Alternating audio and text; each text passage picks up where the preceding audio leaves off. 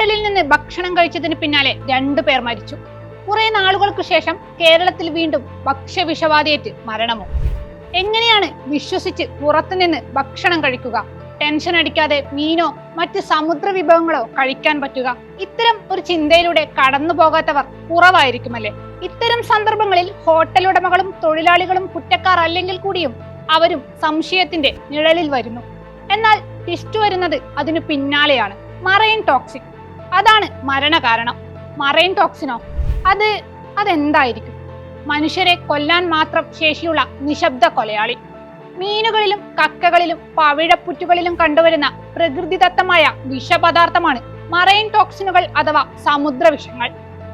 ആൽഗകൾ പോലുള്ളവയിൽ നിന്നാണ് ഇത് സമുദ്രത്തിലെത്തുന്നത്. ആൽഗകൾ ഭക്ഷിക്കുന്ന മീനുകളിലേക്കും മീൻ കഴിക്കുന്ന മനുഷ്യരിലേക്കും വിഷപദാർത്ഥം എത്തുന്നു. ശരീരത്തെ ദോഷകരമായി ബാധിക്കുന്ന ഇത്തരം പദാർത്ഥങ്ങളാണ് മനുഷ്യരുടെ ജീവൻ വരെ കവർന്നെടുക്കുന്നത്. ചില മീനുകളിൽ അടങ്ങിയിരിക്കുന്ന മറൈൻ ടോക്സിനുകൾ പാചകം ചെയ്താലും നശിക്കുകയില്ല. സാധാരണ ഭക്ഷണം കഴിക്കും പോലെ ഭക്ഷണത്തോടൊപ്പം അതും കഴിച്ചു പോകുന്നു. നിറമോ മറ്റ് വ്യത്യാസമോ ഒന്നും ഇത് കഴിക്കുമ്പോൾ തോന്നുകയില്ല.